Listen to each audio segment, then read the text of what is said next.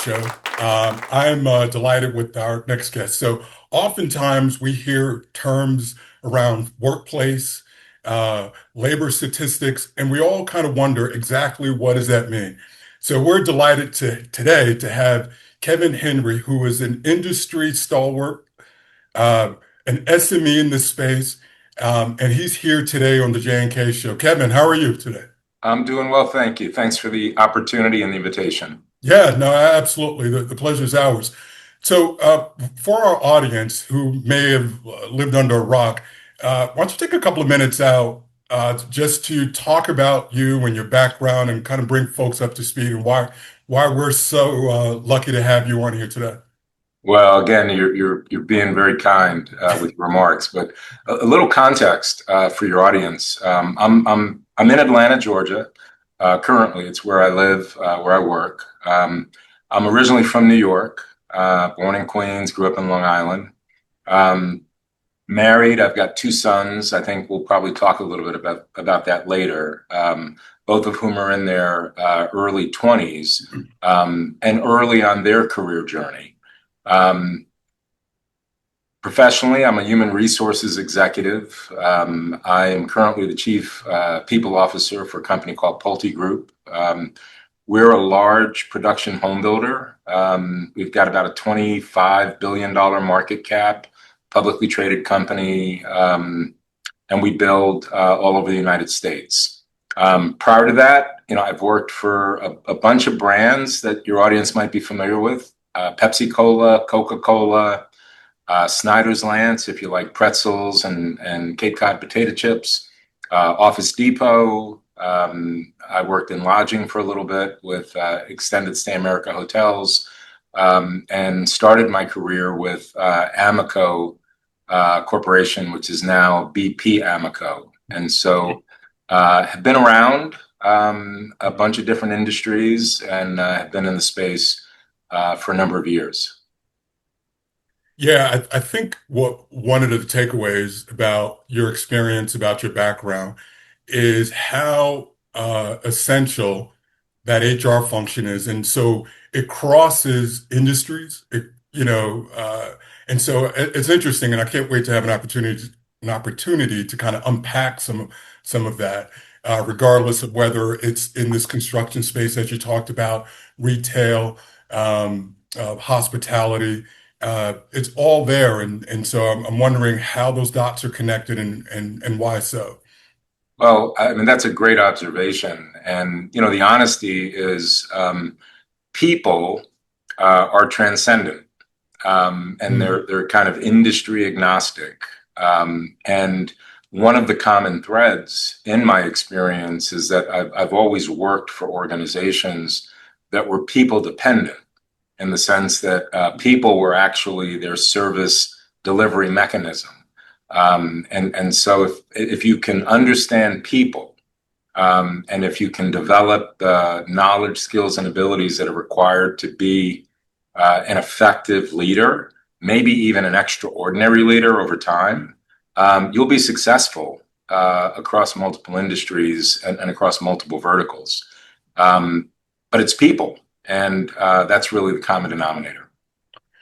It's interesting. You mentioned uh, people centric, and so I don't have to tell you how much conversation is in and around technology, specifically artificial intelligence, and how those things that are digital, right, will not look the same in the very near future. However, there was, generally speaking, a line or demarcation line to where AI wouldn't cross. And the term is anything that moves atoms, if you will, which are very people centric. Um, However, there are discussions and talks in terms of robotics and how that will impact those labor heavy spaces to where we're focusing on individuals and people. Do you see this kind of AI kind of crossing the line into another frontier to where people maybe generally, or should I say originally, didn't think that it would infiltrate into? Yeah, that's a great question. And, I'd say a couple of things. One, it isn't going to happen. It is happening Mhm. as you and I speak. In fact, a lot of the production of this podcast is AI enabled. And so you and I are engaging with artificial intelligence even while we're having this conversation. And so what I would encourage your audience to really do is if you're not already beginning to educate yourself and become more in tune with what it is and where it's going, that you really should make that a priority. Um, a lot of organizations are in the early stages, and really trying to figure out what this means. A lot of people, I think, are under the misnomer that AI just means that it's going to replace people, and there's going to be a lot of job dislocation. I think what it's going to do is it's going to change the way that work gets done. Um, Ultimately resulting in more effective and more efficient work processes. Now, will that result in some dislocation Mhm. of traditional roles? Without a doubt, particularly those roles that are heavy transaction processing kind of based. I like the characterization that you gave that if you're moving atoms, then that's really hard to replace with technology. Um, in my current role, our primary business, as I mentioned, we build homes, Right. lots of homes, and the honesty is, AI is not going to swing a hammer and put a nail into a piece of lumber and build homes for us. Now, what AI might do for us, just to give an example, is it might help us be more efficient and get smarter about the geographies that we should select to build homes. And Mhm. so, things like market intelligence and being able to take lots of different demographic data, maybe around MSA data or in migration or out migration or income demographics and Right. age demographics and taking all of that and putting it into an AI model that then says, hey, PulteGroup, we think you ought to build homes here versus there. And so AI won't build homes and it won't replace people that are building homes, but it will help us get smarter around a lot of our business processes. Um, and so again, at an individual level and specific to the audience, really lean into getting smarter and becoming more educated and getting more comfortable in embracing technology and embracing AI as opposed to resisting it because Right. it's here Right. and it's moving at the speed of light and Right. it will be the next industrial revolution. It'll be an AI revolution that really is going to transform the way that work gets done. Yeah, and I'm glad you pointed that out. Listen, there's going to be some displacement, and the reality of it is a lot of folks don't want to hear that because there are obviously people behind decisions that the statements and the decisions that we make. But um, it's not a new phenomenon, right? We went from horse buggies to steam engines, and all of a sudden, the folks who drove those buggies were, needed to develop a different skill set. Some did, and some didn't. And so I don't want to seem insensitive about it, but we've been here before, right? Mhm. It's just where technology goes. Unfortunately, there are some casualties to that. Um, but I want to pivot real quick because you mentioned something, and so it's a little bit outside of the labor discussion. And recently, President Trump, uh, through executive order, stopped large corporations, and I'm really kind of parsing this down for the lay, uh, uh, to stop large companies from purchasing and or building single family homes. Um, I guess his position essentially was that it was boxing out kind of the small person, the single or the independent single person business owner that maybe has a unit or two and uses that additional rental income or as income, and really kind of put a cap or stopped large corporations from occupying that space. Obviously, they have the resources and the means, and they can do so much more and kind of gobble that up. Has that impacted you all, and if so, in what capacity? Yeah, no, that's a great question. I'll say a couple of things. One, I mean, I applaud the administration for really focusing in on this issue of affordable housing, because it is an issue. And I can't speak for other organizations, that are in the space, but certainly our view is we want to help as many people as possible realize the dream of home ownership. And so I think that results from a few things. One, making sure that there's adequate supply. And the honesty is, here in the United States at the moment, there is a housing shortage, where demand actually exceeds supply. But it's making sure that there's an appropriate amount of supply that's available for consumers. And then number two, it's trying to deliver that supply in a way that's affordable, so that folks can take advantage of the opportunity.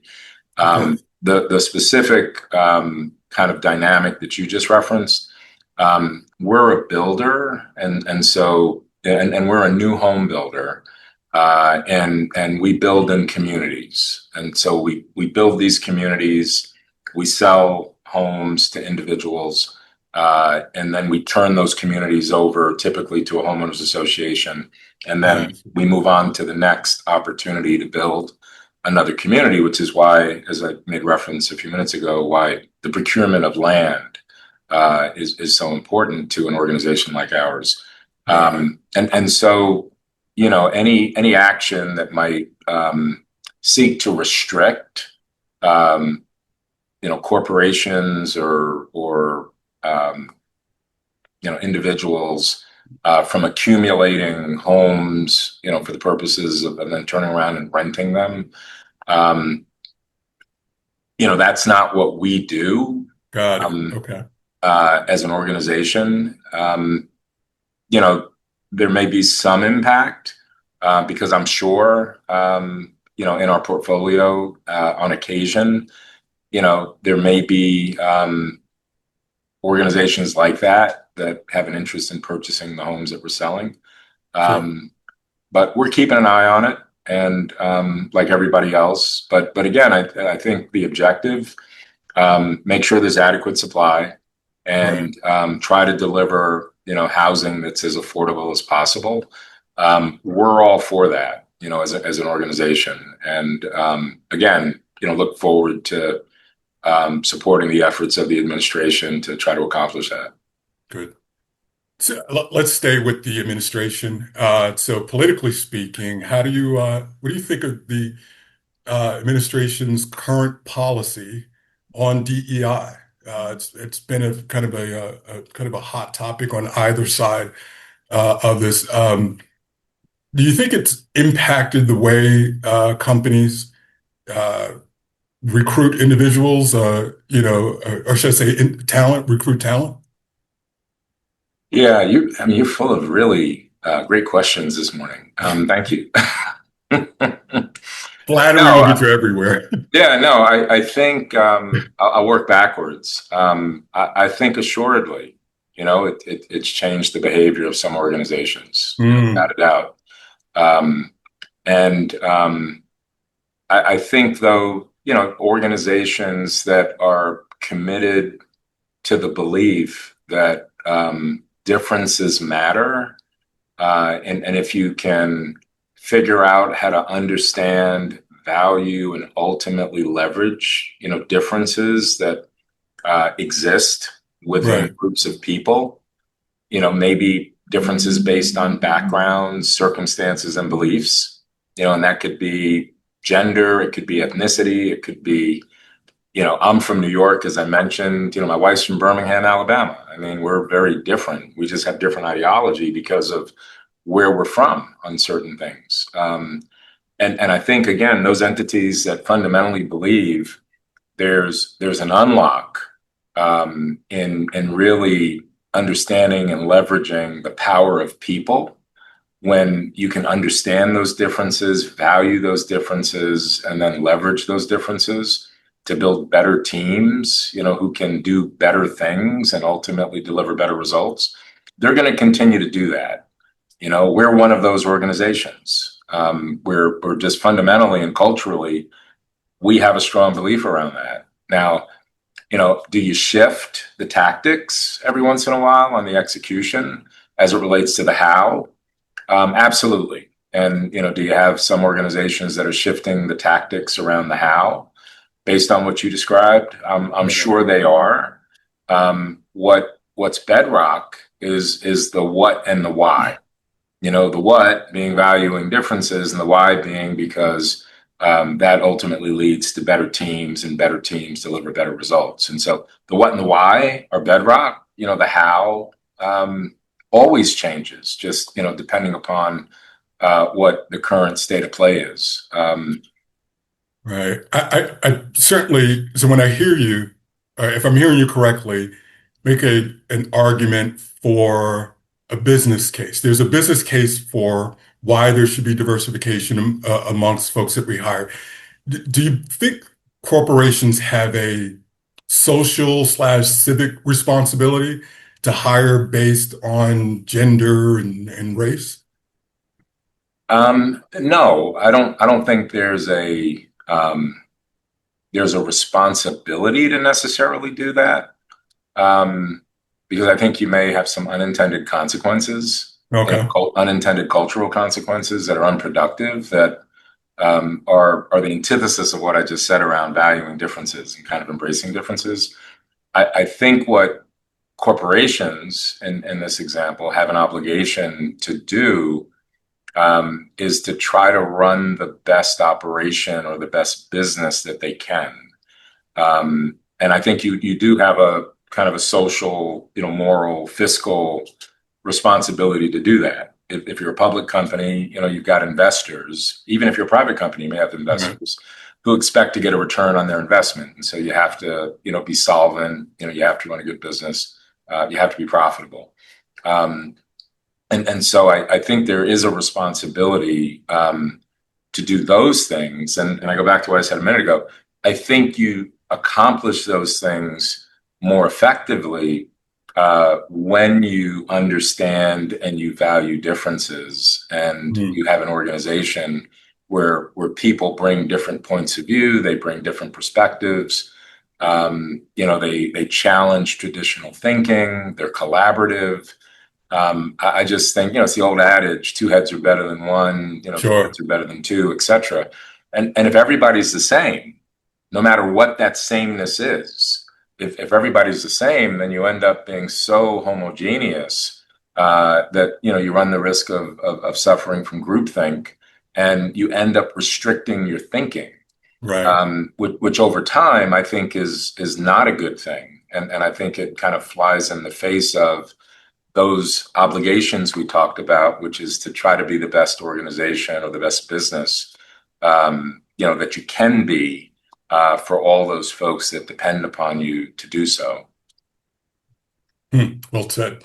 So we're going to kind of just talk about the pathology, if you will. So you got this environment, this diverse environment, men, women from different backgrounds, different levels of experience, and now you're tasked with identifying a leader, right? A number of companies will use kind of those profile assessments. I've taken them. I'm sure you've taken them as well. We can disclose maybe off camera what letters we were. And these are, what's it, Briggs Myers, DISC. Uh, what is your takeaway from that? And what I mean by that is, one, how much do companies rely on that information? And part of the reason why I ask this, Kevin, is because I've often been told that it doesn't matter, there are no wrong answers. But I also know that you can't remove the bias in people. And if someone has a certain profile, I think it's hard to say this, regardless of what the outcome is, that they're great for a certain position. But notwithstanding that, are there any takeaways where when we start to identify leaders, and let's just stay with DISC for just a moment, that DISC, is there a mix or a rating which you generally believe fits better with leaders, specifically leaders? Yeah, again, great question. And I'd lead for your audience, and really repeat what you just said, which is what somebody, it sounds like, impressed upon you at one point, which is there really aren't any right or wrong answers. And I think, number one, sometimes people get caught up in the belief that there's a right or wrong answer. And as they're, excuse me, participating through the process, they're trying to figure out what should I say, what should my answer be, and really what that does is it just mucks everything up, as opposed to, my advice would be, just be your own true, authentic self and respond in whatever way you want to respond. And while there are no right or wrong answers, what it does do is it provides a bit of a view into an individual's profile, that identifies preferences. It identifies maybe kind of default aspects of their style, how they like to receive information, how they like to engage with others, maybe the kind of an environment that they would do best in. And I'm making up this example, but I think it's probably a real example. If I were to take one of those assessments, and let's say it said, Kevin is really gets his energy and kind of gets his joy from working alone, and he's really task oriented, and he's got a bias, for kind of the here and now, and he's very black and white in terms of how he thinks about things. Those are really good inputs that might suggest a particular kind of role for me. It might suggest an organizational culture where I might flourish, more so than in another culture. If that were the profile for me, it's not. I'm probably the antithesis, which is why I do what I do for a living. But if that were my profile, I probably wouldn't be a chief people officer, where I spend a lot of time with lots of people. I get things done through other people. I'm in front of the room a lot, and all those kind of things. So I do think there's value in those kinds of assessments, because it's a bit of a mirror, that you can Right. hold up to yourself, and others can hold up, just to understand how you tick a little bit better. And it's really useful to have that information, so that when you're engaging with somebody, you know how to engage with them. I'll give you another example. Again, Please. I tend to be very communicative. I'm relationally driven. That's where I get my energy from. And if I'm engaging with someone who isn't those things, it doesn't make me right and them wrong, or them right and me wrong. It just makes us different. But if I know that about them, and they like to get information very quickly, and process and kind of get to why and get to action, get to decision, then I have a decision to make before I engage with them. And the decision is, how am I going to choose to engage with them? I can engage in a way that's comfortable for me, but that might be misaligned with the way they like to receive information. And so Mm. there's a bit of a disconnect. But if I know that about the other person, then I'm like, all right, Kevin, instead of giving them, 4 sentences, you got 3 words, and let me kind of get to the point, and, get to the action. And you can actually, be more effective with people if you have some notion around what their preferences are, and you can kind of adjust your style, and people can adjust their style to you. Um, from a leadership standpoint, the other part of your question, leadership is all about getting things done through other people. And as members of your audience continue to ascend in their career and their career path, you get further and further and further away from personally laying hands on things, right? And again, in my job, I get things done through my teams. I get things done through other people. I get things done through people, many of whom work for me, but many of them don't work for me. And you get things done through credibility and through influence, as opposed to me personally, laying hands on everything. You just can't as you continue to progress and your aperture gets widened and your scope ges increased. And Yeah. so, there are characteristics and attributes that I think are more akin, to developing good leadership capabilities, that you would tease out using some of those instruments that you mentioned.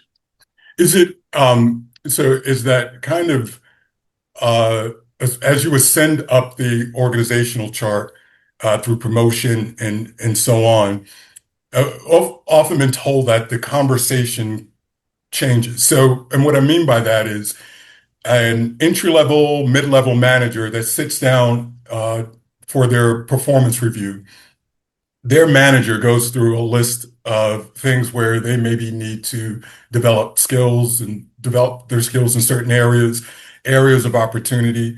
Um, and then at some point, they ascend to a level to where it's less important about what you aren't strong in, because you can have folks reporting into you that have those strengths. And so the conversation now becomes more about what you're good at. Your performance is based off of those results that you bring. So if I am a C-level executive and my background is in sales, and so as a company, we're performing well in sales, and it's the area that I'm responsible for, it's less important to sit and discuss with me areas of opportunities for things in areas of my job that I'm not strong at because I have folks to do that. Whereas closer to the front line, for lack of a better term, we're still having those conversations on areas where you need to develop. Any truth to that in terms of that kind of that projection and how that works out? Yeah, no, that's a really interesting perspective. What I'd say is generally, I think that's probably right. And again, just contextually, and maybe start, entry level, and then to your point, kind of path progression all the way up into C-suite. I think about it almost in terms of like dimensions of time. And so, entry level, you may be thinking daily and weekly, and then you progress and maybe, you move into a mid-manager level role, maybe, a director or vice president role. Titles are different, obviously, in different organizations.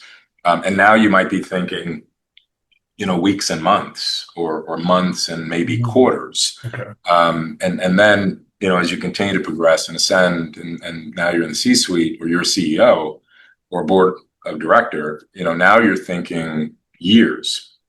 And it's kind of like, all right, let's be thinking 3-4 years out. And so, I'll use a bad sports analogy and bad sports metaphors. Frontline position, you're watching the puck, on the ice. And obviously, if you're on offense, you're trying to get it into the goal. If you're on defense, you're trying to keep it out of the goal. Right.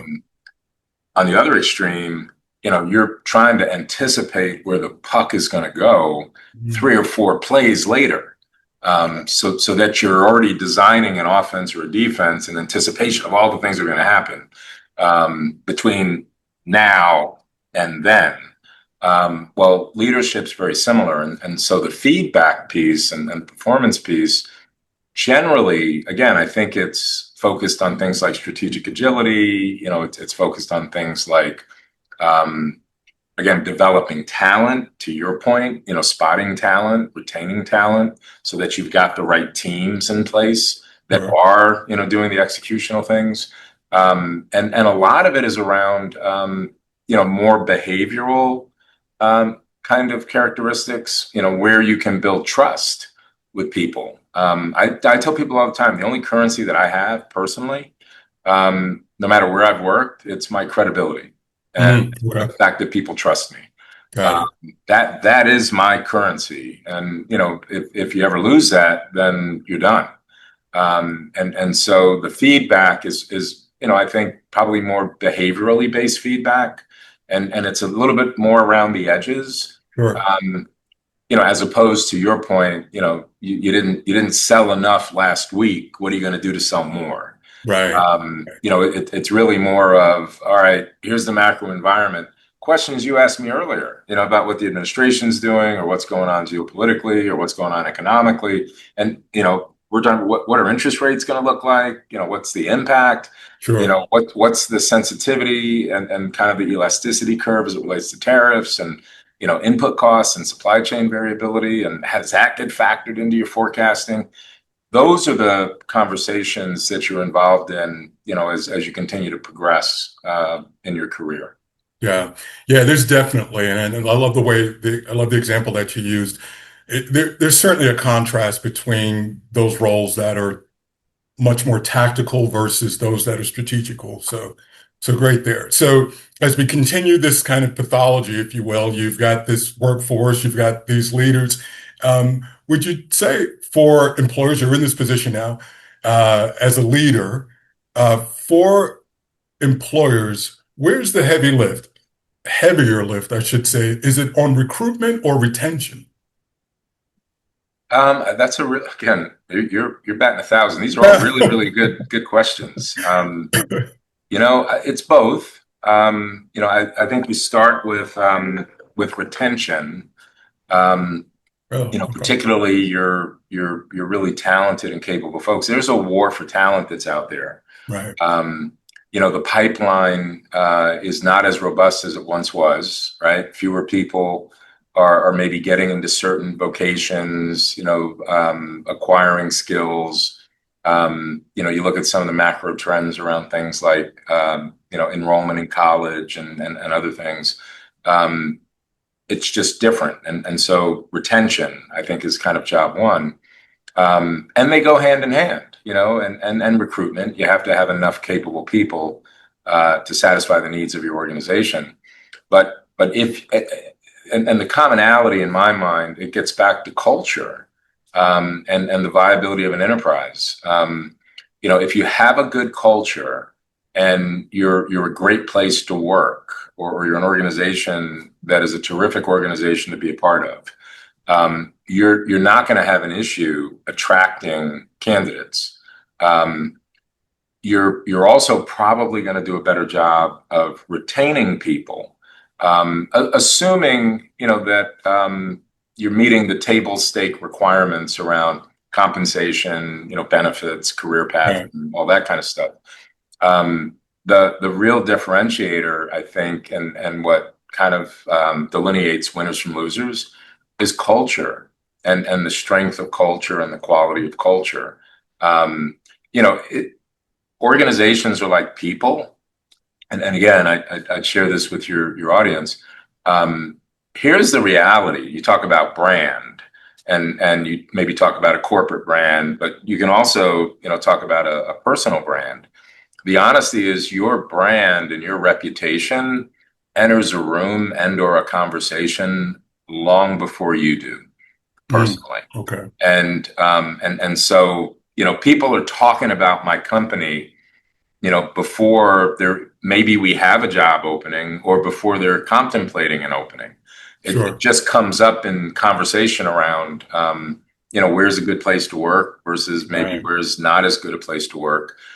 Just like people are talking about you and me and all the members in your audience, even before we meet them sometimes, because our Sure. reputation has entered the room long before we have. And Right. particularly in this day and age of social media, and access to information. I mean, people are doing their diligence and getting their facts and forming their opinions. Long before an organization or an individual in this case, has an opportunity to open their mouth and present their own case. Yeah. So I think it's both, but those companies that have great cultures, organizations that have great cultures, I think you win at both. Right. You talk about culture, and obviously it's incredibly important. So I'm interested in how your opinion on best to manage that culture. And what I mean by that is in the workplace, you could have as many as four generations. There's 3 to 4 generations, Gen X, Gen Z, Gen Y, all with different sets of values. My parents' values are different than mine, and my children's different than mine. But with more retirees or retiree ages still working in the workplace, you've got this dynamic between the especially young with the especially senior. As an employer, what is this? What is an employer to do, especially in that space of that retention part, to create this culture um, that I guess kind of feeds the needs of everyone, despite where they are on the age scale? Yeah, no, that's great question again. I think it goes back to what we were talking about earlier, this whole notion of understanding and valuing differences. And my view and kind of my belief is, you don't want people with different values, but you do need to value differences in people. And Okay. so I'll double click on that. What I mean by that is, um, if the value is, we do right and we avoid doing wrong, or we adhere to certain rules of kind of order. Um, you don't want people necessarily that uh, believe you should violate those rules of order, right? If that defines your system of things Right. within an organization, and so that's what I mean. Or if you believe if honesty is a value, I don't want anybody that's dishonest. Sure. Okay. Because I want people with the same values. Now, to your point, I think particularly based on differences in background, circumstances, and beliefs, and age and stage is a part of that, and where they are on that generational kind of spectrum, is you have to understand and appreciate that different people value different things, Sure. which again I think is a little different than wanting people with different values. And so I don't want anybody that's dishonest. But I'll personalize it. I, as a 58-year-old African American male with 2 children who no longer live at home, I'm going to have a different perspective and value different things and prioritize different things than maybe a 27 or a 31-year-old woman with 2 kids that are under the age of 10. Right. And if I just apply my lens and kind of force my thinking on our decision making around benefits as an example, and what we might offer people, well, I'm going to screw it up because I'm not valuing differences. If I approach it differently and say, you know what, I mean, I have a point of view, but it's just one of many points of view, and let me be Right. solicitous to get all the other points of view, and then we collaborate, and then we ultimately figure out what we think is going to make the most sense for the most people.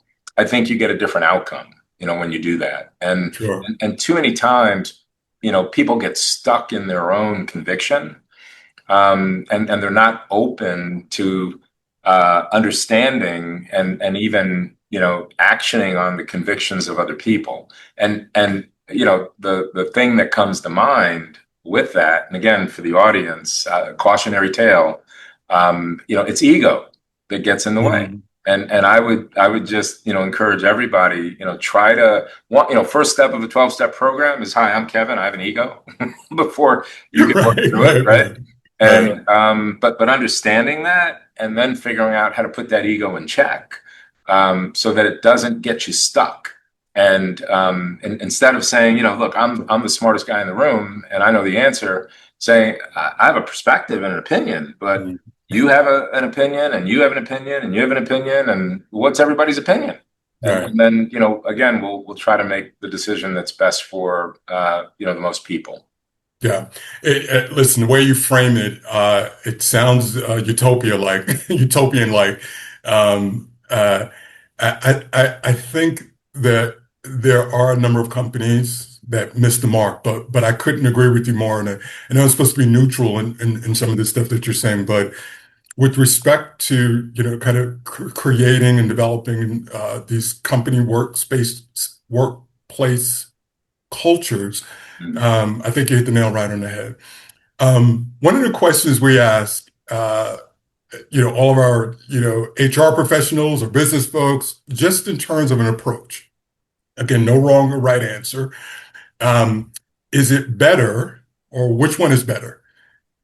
Hire fast, fire slow, or hire slow, fire fast? Yeah, you're batting 10,000. These are Yeah, really we good got a lot questions. of questions over here in the J and K, so we just don't have the answers. That's No, why these we are great invite questions. smart So folks like let you me on the show. paraphrase that.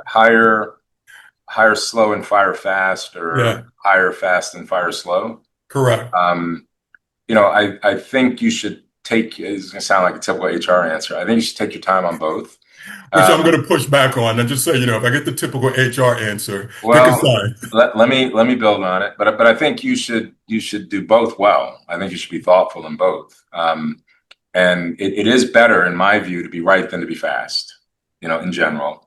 And so I would say, hire thoughtfully. And if that means you're hiring a little more slowly, then so be it, because you want to get it right. Um, Always, but particularly, as you're hiring a little higher in the hierarchy, Mm, because a bad hire of someone who influences lots of people, can have really devastating effects, right. based on span and control and all the other things. Um, in terms of, how remediate and deal with, and I'll separate it kind of, maybe, poor performance, Mm, is a little different to me than, somebody who's kind of stepped on a third rail. right. Of And course. clearly the third rail stuff, Right. you have to demonstrate a kind of zero tolerance position, Yep. in order to maintain the integrity of whatever the rules are, that govern your environment. I also think the integritous thing is always, once you've made a decision to make a change with somebody, I personally believe you do it as quickly as you can relative to when you made that decision. I, Interesting. I don't think it's fair to the individual. I don't think it's fair to the organization, and I think Right. it's borderline disintegritous. If you've made a decision that, this person, is not going to be with the organization, but you wait weeks or months to action on it. I just that doesn't feel culturally congruent to me. And so, even though it might be uncomfortable, or it might be, inconvenient, I think you should action on those things, with close proximity to when those decisions get made. Right. On the performance side, I think, we all have a responsibility to discharge our responsibilities to try to help people be successful. And so I'm a big believer in, progressive kind of conversations, giving people facts around where they may be falling short, Sure. giving them an opportunity to improve and remediate, change behaviors. But again, unfortunately, sometimes you get to a point where you've just gotten to a point, and, Mm, somebody is just not going to get better. And then again, I think you make a decision. It's a tough decision, and then I think you execute that decision again through your cultural prism and your values lens. right. And so it kind of gets back to the what, and the why, and then the how. And the how is, again, you want to handle those things in a way that's culturally, consistent with who you say you are as an organization, because there are lots of people who are paying attention, who have eyeballs on those kinds of decisions, who are reaching their own judgments. And that gets back to the recruitment and the retention discussion. and whether or not people, define your organization as someplace they would want to work and be a part of. Right. Yeah, I think you hit the nail on the head with that. Again, it's that question and where we often sometimes hear or think out loud, whether it's specifically this way, and that is no one better than a bad one? And so we have to sometimes ask ourselves that question in the workplace. But I do believe that there is such a thing, and it's not just me. I think it was the Kellogg School of Business, Northwestern, had did a study on that spillover effect, right? By keeping that individual, what we all know is the wrong person in the wrong role, and how it can one single person uh, work output, their attitude, just a bad hire can affect those who perform well and so on. And it's incredible that how that it could just be one person, but they turn into such this life force that affects even some of your top performers. So it is always best to remove, right? To remove that person, just as you pointed out. Um, uh, Although I have seen environments or heard of the environments where uh, folks generally feel, hey, it's better to have someone there than to not have someone. But I don't, but I just totally disagree with that Yeah, approach. no, I think what you said is spot on. Yeah. Yeah. Yeah. So, Kevin, so I appreciate this. So, my last question is we've kind of talked about today's climate, the environment, this pathology of going from being employees and hiring and retaining them, and the kind of the profile with respect to identifying leaders, and then also the recruitment and retention for holding on to folks regardless of where they are uh, geographically or generationally speaking. So I guess for me, the leading question is uh, based on current education and employment trends, what would you tell your 18-year-old self just graduating high school? What would you tell that 18-year-old Kevin uh, to do with respect to how they would pursue their education and career? Yeah. 18, that was a long time ago. All of us. But again, as I mentioned earlier, I've got two sons that are in their 20s, and so I do give them advice, and so we've talked about kind of what you framed. But what I would tell people, whether you're 18 or 25 or 35 or 45, and even I tell myself, at 58, is um, understand what brings you joy and the things that you're passionate about and where you find purpose, and pursue that. And I think that informs, your education and the choices you make. I think it should inform the jobs that you pursue and where you work. And I think it should also inform, who you affiliate yourself with. When you talk about, kind of your own personal circle. And I'll give you again a personal example. One of my sons is an attorney, and graduated law school last year and started working. And he's an attorney, but he works in the public sector, and a lot of opportunities work in the private sector. And he and I were having a conversation one day and just said, Dad, that's just not what I want to do. And he could have made a whole lot more money and, all the stuff that comes with that. And it took me a minute, right? Because I'm like, what are you talking about? Right? You want to do this and not do that. And then when I reflected on it, ruminated on it a little bit, and I said, that's what brings him joy. That's his passion. He wants to, in his example, try to make a system of things the best system of things that it can be. And he's willing to make trade-offs to pursue that passion. And again, the trade-off might be, you're going to make this instead of this. And there are other choices that, go along with that. But his primary choice was, I'm going to do what brings me joy and what I'm passionate about. It's also why he went to law school, which was an educational decision that he made. And he could have not gone to law school and not had a whole lot of debt, but he did, because that's what he wanted to pursue. In my industry, I deal with lots of tradespeople and folks that maybe didn't go what some people might define as the traditional path, and they went to trade school, or they went to a vocational school, or they just developed skills, through experience over time. And they're joyful, because they love what they do and they followed their passion. I interact with lots of executives. I have over the last 40 years, and many of them have been miserable. By most measures, incredibly successful.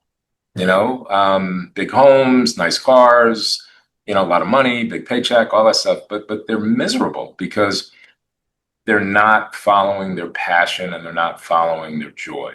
And so that would be probably the primary advice I'd give my 18-year-old self, which is really look yourself in the mirror and figure out where you get your energy from and what brings you joy. Because, at the end of the day, life's too short, and, nothing's promised. And so, I choose and would encourage everybody to spend your time with people, that bring you joy, and doing things that bring you joy. And it's not mutually exclusive, from a good career opportunity to, achieve a level of economic self-sufficiency and all that kind of stuff. It's not mutually exclusive, but you have to be intentional about it. So that's the advice I'd give. Good stuff. Certainly all good stuff. Hey, Kevin, I can't thank you enough for carving out a few minutes for us to really kind of get your perspective. Thanks. You are always welcome on the show, and we look forward to meeting up with you again soon. Again, thank you for the invitation, and really, really appreciate the opportunity. Thank you. Thanks for watching the J&K Show.